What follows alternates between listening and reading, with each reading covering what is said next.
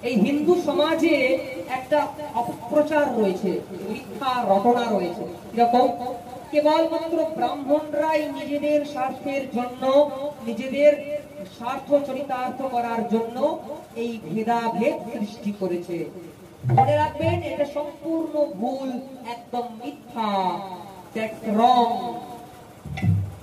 কেন ভগবান শ্রীকৃষ্ণ তিনি গীতাতেই বলছেন, ঠিক 4th অধ্যায়েই বলছেন, চাতুর্বর্ণং মায়া সৃষ্টম।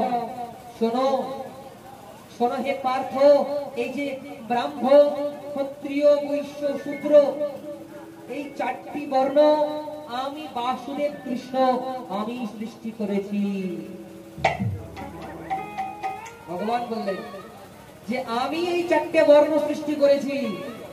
মনে রাখবেন, আর যে সমস্ত ব্যক্তিরা ব্রাহ্মণদেরকে অপমান করে, হেয় করে, আর দলিত সমাজকে, শূদ্রদেরকে ভালোবাসার মিথ্যে নাটক করে ওই ব্রাহ্মণ, ক্ষত্রিয়, বৈশ্য, শূদ্র এদের নিজেদের মধ্যে হিংসা লাগিয়ে দিচ্ছে, বিদ্বেষ বাঁধিয়ে দিচ্ছে, একে অপরের সঙ্গে বিভেদ করছে, তারা কেবলমাত্র হিন্দু ধর্মের সর্বনাশ করছে।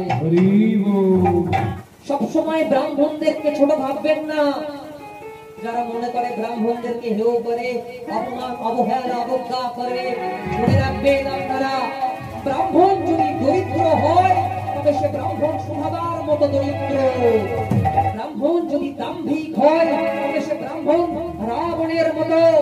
ব্রাহ্মণ যদি ত্যাগী হয় তবে সে ব্রাহ্মণ দধিচি মুনির মতো আত্মত্যাগী। আর ব্রাহ্মণ যদি রুদ্ররূপী হয়, ব্রাহ্মণ যদি যোদ্ধা হয়, তবে সে ব্রাহ্মণ পরশুরামের মতো।